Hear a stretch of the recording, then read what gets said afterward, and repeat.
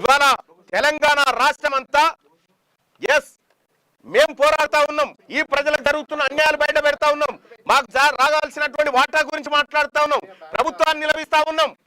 ఈ ప్రభుత్వం మా సలహాలు స్వీకరిస్తా ఉంది, ఎక్కడైనా పొరపాట్లు జరిగితే సరి చేసుకుంటా ఉంది.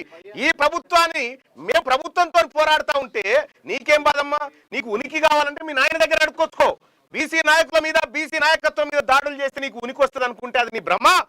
మరింత దిగజారిపోయి ప్రజల్లో చులకనవడం తప్ప ఇంకా ఏమీ ఉండదు. కాబట్టి కల్వకుంట్ల కవిత గారు, మీకు నేను చెప్తా ఉన్నా, మీరు ఇటువంటి చిల్లర మల్లర పనులు బంద్ చేసి మీ పంచాయతీ మీ నాయన మీద ఉన్న ఫ్రస్ట్రేషన్ అంతా బీసీల మీద తీస్తా అంటే మేము ఒప్పుకోము, మీ అన్న మీద ఉన్న కోపం అంతా మా మీద తీస్తా అంటే మేము ఒప్పుకోము. ఖచ్చితంగా దీన్ని ఎదుర్కొంటాం. రాజకీయంగా ప్రజాక్షేత్రంలో ఏం జరిగిందో ఈ రక్త మరకలతోటే రేపు ప్రజల దగ్గరికి పోతా ఉన్నాం. చూస్తాం ఏం జరుగుతుందో. ఖచ్చితంగా మేము నమ్ముతా ఉన్నాం.